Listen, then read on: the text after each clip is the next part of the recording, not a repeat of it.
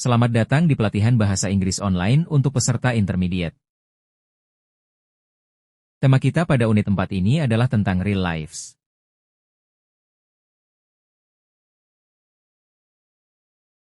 Yang akan kita pelajari pada unit 3 ini adalah: pertama, kalimat komparatif dan superlatif, serta cara-cara berbeda untuk membandingkan sebuah pernyataan.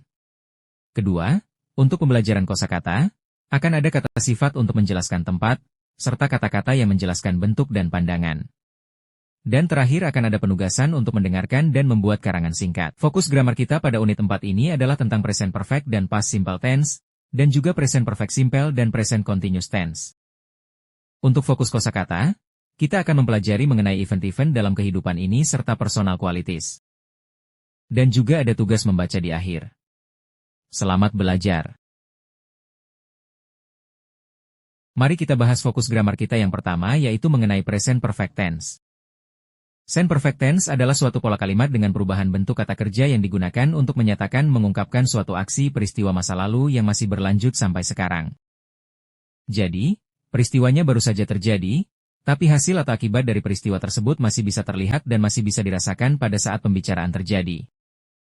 Selain itu, tenses ini biasanya digunakan untuk menunjukkan peristiwa atau membahas tentang pengalaman perubahan yang berkaitan dengan suatu tempat.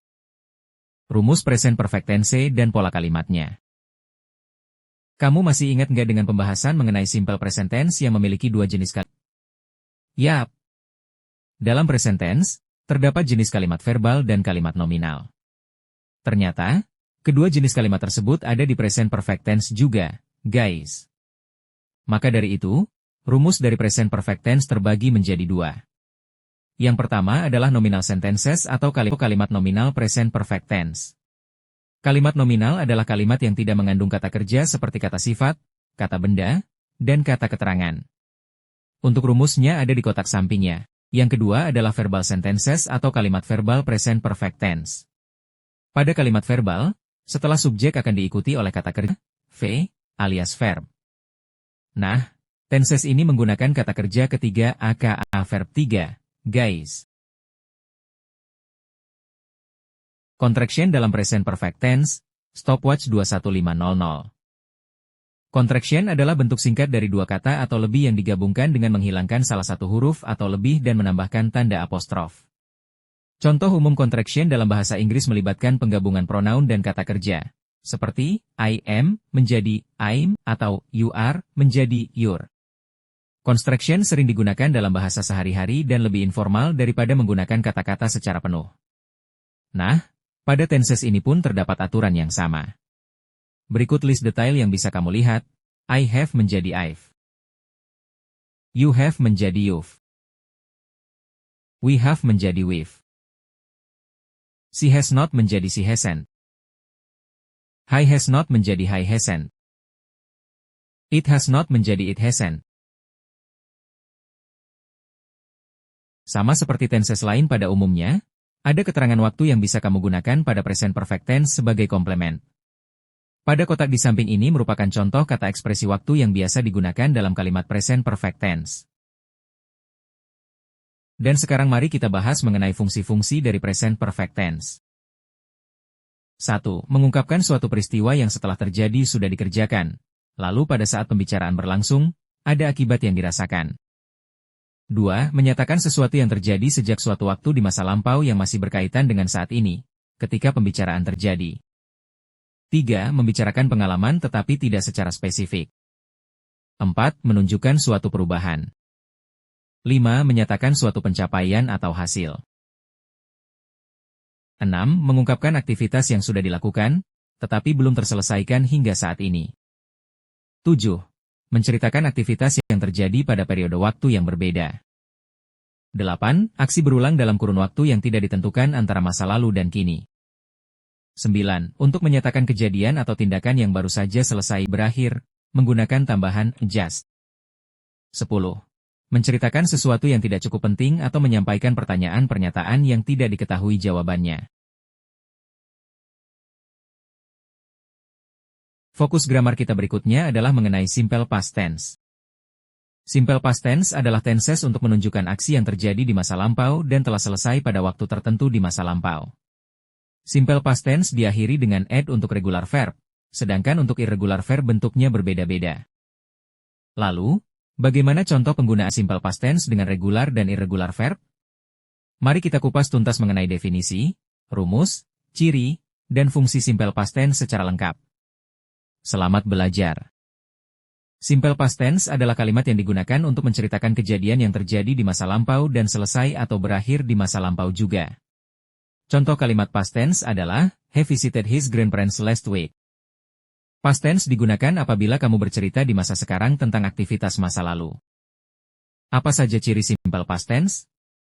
Simple past tense atau past simple selalu menggunakan verb 2 dari kata kerja regular atau kata kerja irregular guna menandakan bahwa aktivitas terjadi di masa lampau.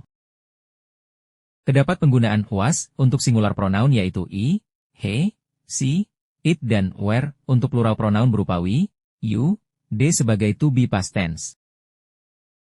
Memiliki keterangan waktu yang menjelaskan masa lampau seperti last night, yesterday, 2 weeks ago, 3 weeks ago, dan last month.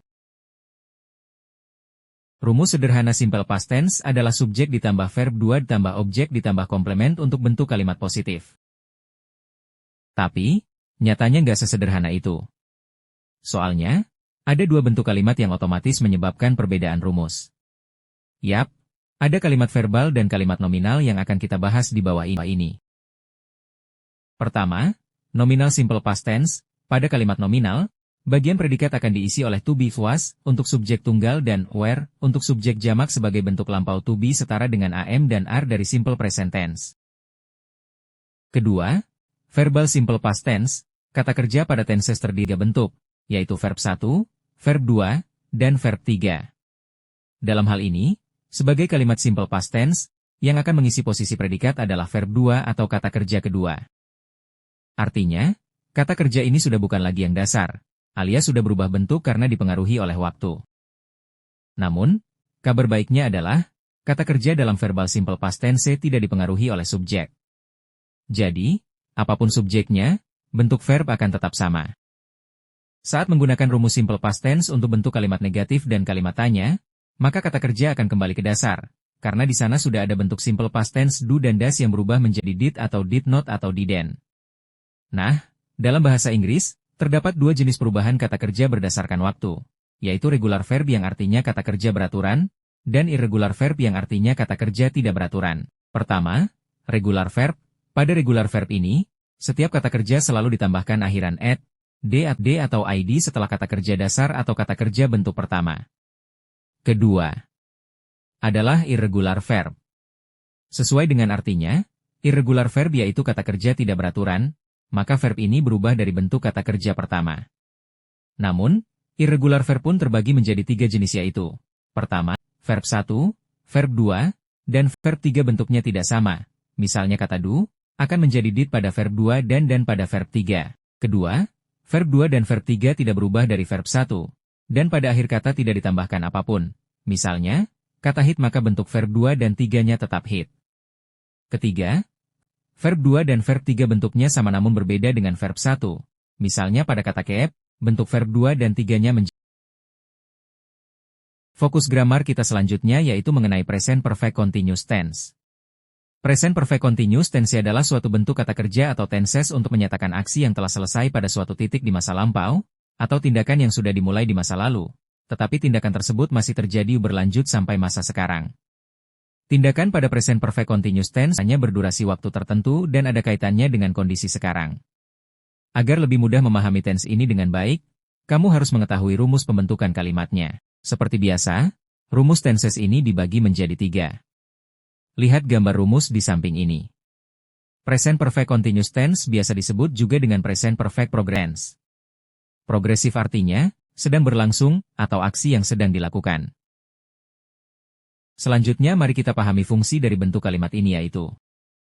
Pertama, menunjukkan aksi yang telah selesai yaitu di mana kalimat ini apa digunakan untuk menunjuk kondisi yang sudah selesai pada suatu titik di masa lalu, tetapi masih ada relevansinya hingga saat ini. Kamu bisa lihat contoh kalimatnya di sampingnya. Kedua, menunjukkan aksi yang baru saja selesai. Nah, selain untuk menunjukkan sebuah aksi yang selesai di masa lalu, Adverb just menunjukkan bahwa tenses ini dapat digunakan untuk menunjukkan kondisi di mana ada suatu aksi atau peristiwa yang baru selesai terjadi. Ketiga, menunjukkan aksi yang telah dimulai pada masa lampau, yaitu untuk menyatakan suatu aksi yang sudah dimulai di masa lalu, tetapi masih berlangsung hingga saat ini.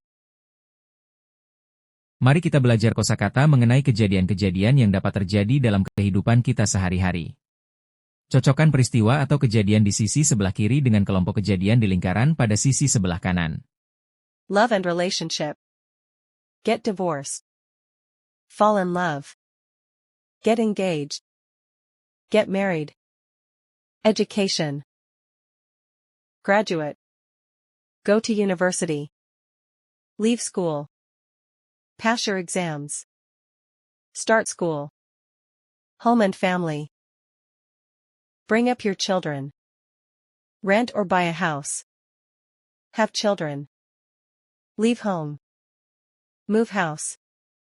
Career. Get a promotion. Make a lot of money. Change job. Lose your job. Retire. Quit your job. Dengar audio berikut dan lengkapi cerita tengah Meltem di bawah ini. Unit 4, Recording 4.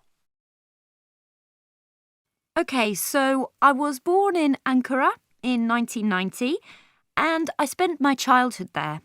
I started primary school, in 1996. And it was at primary school, when I was 8, that I started learning English. I remember my teacher was really strict in class, but we all loved her. I've been learning English ever since because my primary school teacher taught me to love the language, I guess. And then, when I was 12, we moved, my family and I, to Istanbul. So that was in 2002. I really didn't want to move, I remember. So my dad had to buy me a guitar when we moved, as a present. And I started having guitar lessons. So what's next? I left high school and started university in 2008, studying business.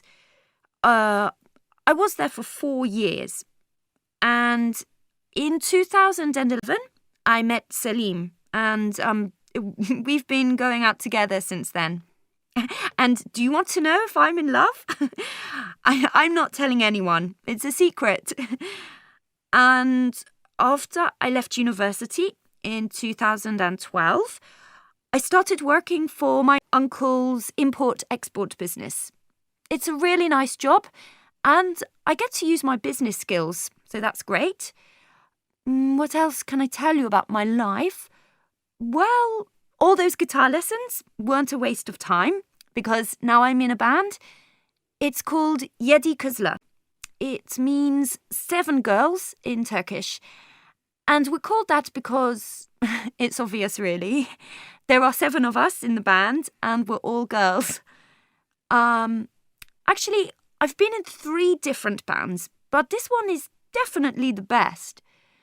Anyway, Yedi Kızlar started in 2010, and we've played about 20 gigs, and we've got a few fans.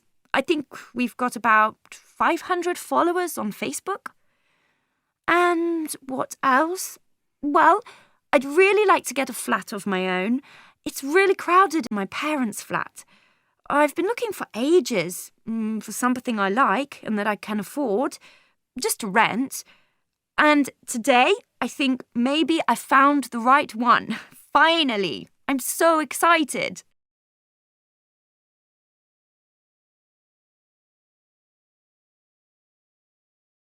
Berikut ini adalah kosakata tentang bawaan atau sifat kepribadian yang positif dan negatif. Cobalah untuk mencari artinya di dalam kamus. Positives personal qualities. Charming. Courageous. Creative. Dedicated. Determined. Inspiring. Original. Self-confident. Talented. Negative personal qualities. Egotistical. obsessive, ruthless.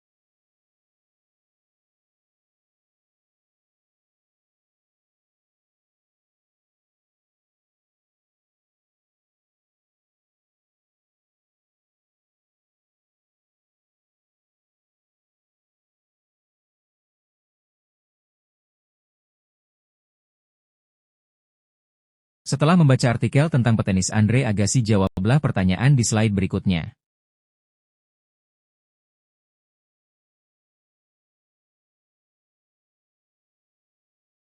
Demikian pembelajaran kita hari ini, sampai jumpa di pembelajaran berikutnya. Jangan lupa melakukan latihan di lembar Google Form. Terima kasih.